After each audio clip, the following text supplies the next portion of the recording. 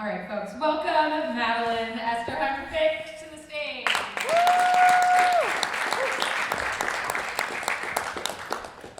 Hello, everybody. Just gonna move this bad boy. Are you ready? So buying Christmas gifts is always such a challenge for me because I want to get a gift that's unique, but also practical, and if they can enjoy it all year round, that's even better. And obviously there are some, rules we have to follow when looking for the perfect gift. Like, you never buy someone exercise equipment unless they have explicitly told you that's what they want. We can all agree on that. And this might be a little controversial, but I think it's okay to regift certain presents as long as it's not a candle or a throw blanket, because people have enough of those. And even the gift exchange process itself can be stressful. My grandma has a very particular protocol that she invokes on Christmas night during the gift exchange portion of the evening. She gathers everybody into the living room, aunts, uncles, cousins, mom, dad, my brothers, me, has us sit in a circle, and then we're handed our haul of gifts, and one by one, we go down the line, and we're instructed to share who the gift is from, unwrap it, but not too quickly, and show off the gift like one of those models from The Price is Right. And then we move on to the next person in line. As you can imagine, this process takes a long time. And when I was a kid, this was not my favorite part of Christmas night for two main reasons. One, I was convinced my cousins always got more gifts than I did. All right, this is a personal conspiracy. I can't prove it, just trust me.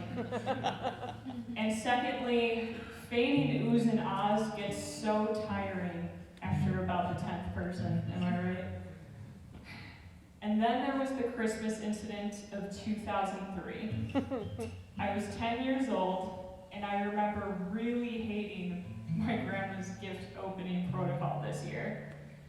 To set the scene, my cousin Clarissa was opening her last gift, and I was sitting next to her, which meant I was up next.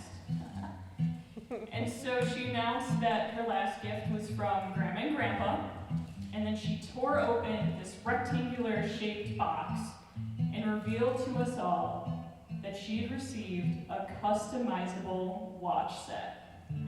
It came with 12 different colored wristbands, so you could match the watch to any outfit you could imagine.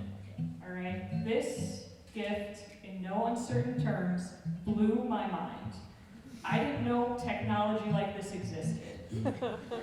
And it had all the hallmarks of a great gift. It was unique, but also practical, and you could definitely wear it all year round. So after I was done admiring her gift, it was my turn in the hot seat, and I rummaged through my gifts to find the one for my grandparents, because they usually gave me and my cousin the same gift. So I was primed and ready to get my watch set. And I picked up the gift.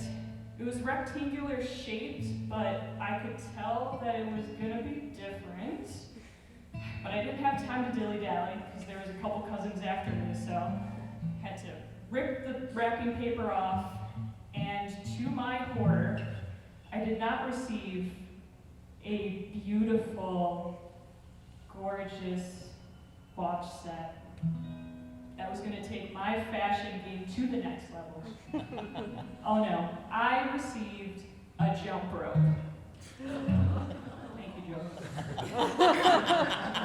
And as I was processing this gift, my grandma yelled from across the room, "It's a jump rope to help you lose weight." That was were you there in the room with me? That was the sound. And as I sat there processing what I'd been given and feeling so humiliated, because you see, I was a chubby little kid at the time, and the last thing I wanted anyone to do was comment on my recent weight gain. And I understood. shame me in front of my whole family. But that's kind of what she did. It's kind of what Grandma did. And my mom recognized the severity of the situation.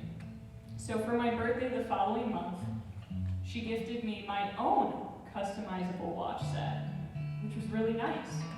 She thought it would be so powerful if I was able to overcome those feelings of embarrassment felt on Christmas Day by, unknowingly to her, wearing an object, a symbol of my child trauma around my wrist, so I could remember that moment every single day. And I tried to do that. I tried to be a big girl and power through, but after a while I had to retire the watch set. So I put it in storage where it collected dust for nearly 2 decades. Then in September of this year, I was getting ready for a yard sale, and I rediscovered the watch set. And I opened up the box, and I was flooded with all those feelings of shame and embarrassment felt at the Christmas incident of 2003. And I couldn't believe that after almost 20 years, I still was affected by that day. So I told myself, you're getting rid of this thing, okay, no matter what. And so I set it out on a table at the yard sale, hoping that somebody would want to buy a, dare I say it, vintage watch set at this point.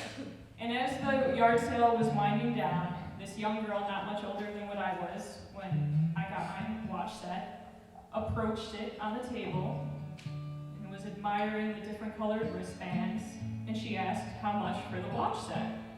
And I said $5, but I'm going to be honest with you, I was willing to go lower to get that thing out of here. And she said, cool, gave me the money and started putting it in her tote bag. And she was telling me all the outfits she had planned to wear with it. And I was amazed that I was able to get rid of this thing. But I was even more amazed that this girl had no idea the emotional baggage associated with this watch set. She didn't know about the Christmas incident of 2003. She didn't know that my mom tried to redeem the situation. And she also definitely didn't know that in my own way, I was regifting my childhood trauma. It'd be a little heavy to explain at the yard sale. And as she walked away with a huge, genuine smile across her face, I felt like I was able to overcome, finally, after all these years, those feelings of embarrassment and shame. And I was so happy that my little watch set was going to a good home, and that this girl was just as excited as I felt when I was admiring my cousin's watch set all those years ago. Thank you, guys.